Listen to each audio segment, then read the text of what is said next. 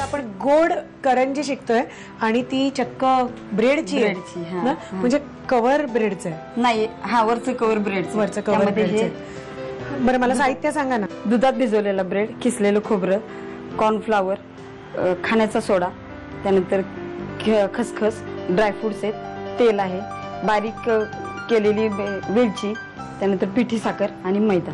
साहित्य तुम्ही बघितलं. आणि आता आपण आधी सारण करतोय. तर आपलं नेहमीचं सुक्या खोबऱ्याचं सारण. हा, करंजीला नेहमी करतो त्याच पद्धतीने. यामध्ये आपण पहिलं सुकं खोबरं किसलेलं आहे. सुकं किसलेलं खोबरं. पण हे परत भाजणार तुम्ही नाही ना? नाही, हे फक्त असंच चुरून घ्यायचं. यामध्ये खसखस. खसखस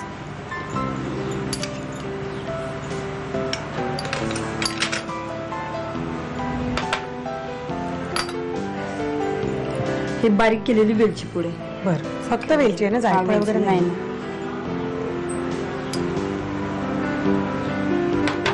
आणि मिक्स्ड आणि ड्रायफ्रूट. पिठी साखर. हा, पिठी साखर.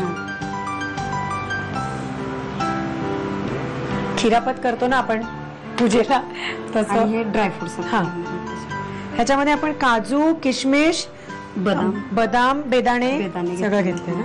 टुटी फ्रुटी पण घेतलेत. हा, टुटी फ्रुटी. हा, टुटी फ्रुटी पण आहे थोडी. की टुटी फ्रुटी वापरली तर ती करंजी लवकर संपवली पाहिजे. हा, कारण ते खराब होण्याची शक्यता जास्त असते. आणि चारोळी पण आहे. चारोळी पण आहे. ठीक. बाकीचे ड्रायफ्रुट्स दीर्घकाळ जरा टिकू शकतात आपले.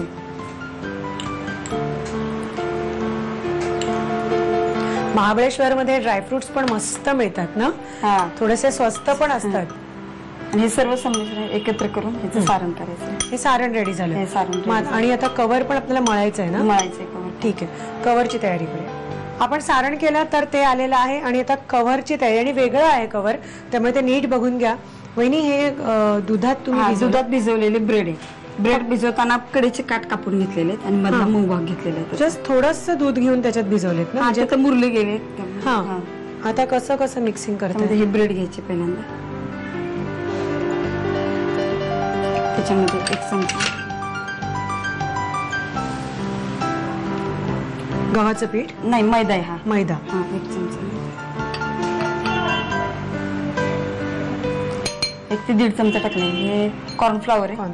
ते अर्धा. 1 चमचा मैदा, अर्धा चमचा कॉर्नफ्लॉवर, 4 ब्रेडचे स्लाइस आपण घेतलेत, त्याच्यामध्ये हे घातलंय. थोडस खाण्याचा सोडा. अच्छा, चिमूटभर किंवा 1 चमचा. ओके. आणि थोडस तेल.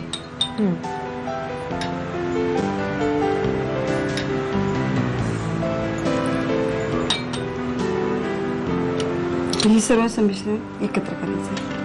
अच्छा. कॉर्नफ्लॉवर आणि मैदा परत घातल्यामुळे आपण ते अगदीच छान एकजीव असं होईल.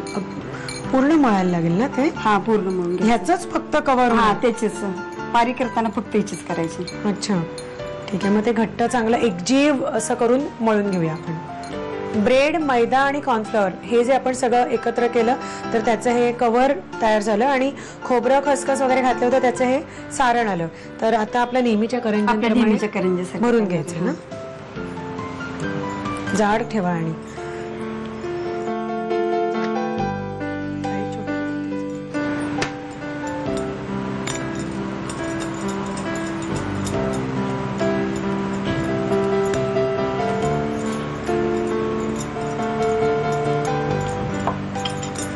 त्याच्यात सारण भरलं की नेहमीप्रमाणे करंजी तयार.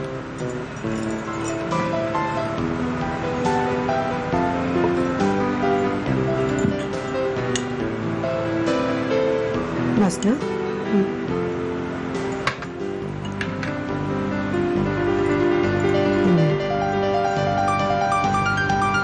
पीठ पण छान मऊसर असं झालं.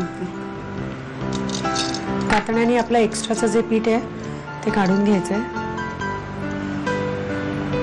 अशा एक 3-4 करून घेऊया. आणि मग तुपात तळणार का तेलात? तेलात तळले ते चालते. आवडीनुसार आपल्या. तर तळणीची तयारी करूया. करंजी आपण ज्या भरल्या तर त्या तयार झाल्या आणि त्या आता तळणीला सोडूया.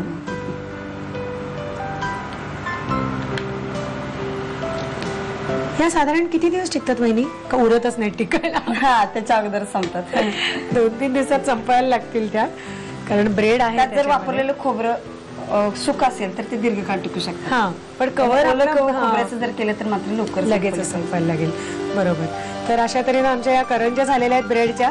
तर साहित्य कृती लिहून घ्या. ब्रेडची करंजी बनवण्यासाठी लागणारं साहित्य: दुधात भिजवलेला ब्रेड, खोबऱ्याचा किस, कॉर्नफ्लोर, खायचा सोडा, खसखस, ड्रायफ्रुट्स, तेल, वेलची पूड, पिठी साखर आणि मैदा. कृती: प्रथम एका बाउल मध्ये भाजलेल्या सुक्या खोबऱ्याचा किस घेऊन त्यामध्ये खसखस, वेलची पूड, पिठी साखर आणि ड्रायफ्रुट्स घालून सारण एकजीव करून घ्यावं. एका बाउल मध्ये दुधात भिजवलेला ब्रेड स्लाइस घेऊन त्यात 1 चमचा मैदा, अर्धा चमचा कॉर्नफ्लोर, चिमूटभर खायचा सोडा आणि तेल घालून पीठ भिजवून घ्यावं. या पिठाची पारी करून त्यामध्ये खोबऱ्याचं सारण भरावं आणि करंज्या खरपूस तळून घ्याव्यात.